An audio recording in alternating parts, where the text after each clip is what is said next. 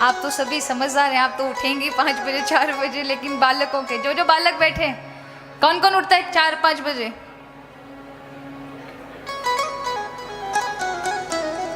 ये भाई लोग बैठे हैं, इनमें से कोई उठता है? आप उठते हैं 5 बजे? बहुत अच्छा। देखिए, ब्रह्म मुहूर्त का जो ब्रह्म मुहूर्त कहा जाता है, ध्यान दीजिएगा मेरी बात पर, क्यों कहा जाता है? आप 7 बजे उठें, आप सूर्योदय के बाद उठें, बाद में उठें, ठीक है, एक उठने का विषय आपकी अपनी दिनचर्या है, लेकिन ब्रह्म मुहूर्त में उठने वाला व्यक्ति और उस समय उसकी निद्रा खुल जाए तो कहा जाता है कि ब्रह्म मुहूर्त एक ऐसा समय है जिस समय सारे के सारे भगवत भक्त, संत जन और जितने भी दृश्य अदृश्य शक्तियां होती हैं उस समय चेतनता में आती हैं। उस समय किया हुआ भगवत भजन, किए हुए अच्छे कार्य, किए हुए सोचे अच्छे वन के विचार, वो तुरंत सफल होते हैं, फलीभूत होते हैं। और कहते हैं उस समय भगवान नव चेतना बांटते हैं संसार को। जो ब्रह्म मुहूर्त में उठता है और ब्रह्म मुहूर्त में उठकर भगवत कार्य में, अच्छे सत्कार्यों में विचार करता है, मनन करता है, भगवत नाम लेता है, उसके जीवन में कभी व्याधि नहीं आ सकती। लेकिन जो महाराज उठेंगे 9-9, 10-10 बजे, क्या होगा? सूर्य भगवान जो प्रकाश के देवता है ना, वो नव चेतना देने के लिए प्रथम वेला में उपस्थित होते हैं और हम खाट पर पड़े रहते हैं, बेड पर चद्दर टांग करके।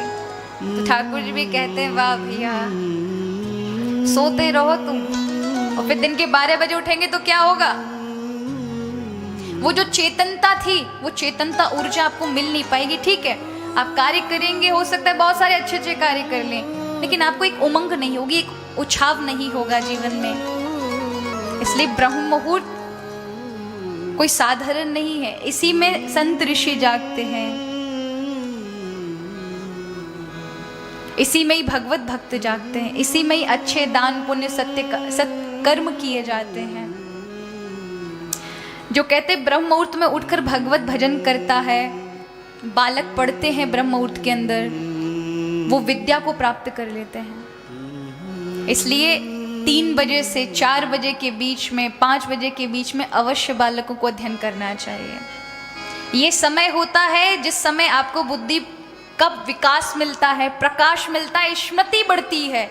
और उस समय अगर आप सो रहे होंगे ना, तो ज़्यादा दिन नहीं बुद्धू बन जाओगे महाराज।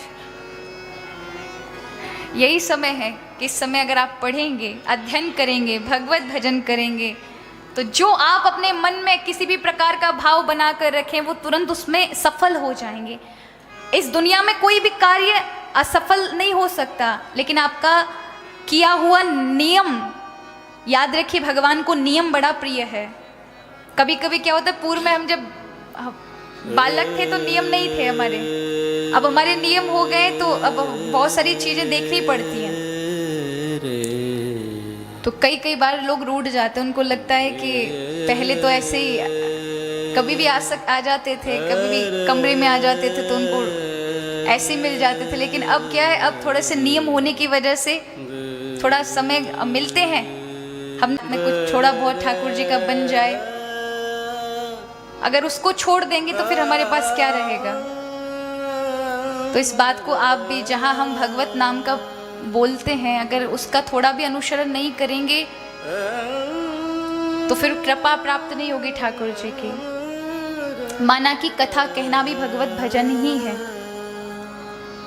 लेकिन कहते हैं कथा कहना भगवत भजन है, लेकिन अगर आपने नाम जाप आदि अपने गुरु ऋण का भी कुछ नहीं किया ना, जो आपको जाप मिला है, जो आपको गुरु ने एक नाम दान दिया, उसका कुछ नहीं किया, तो फिर आप गुरु पे बोझ बन जाते हैं।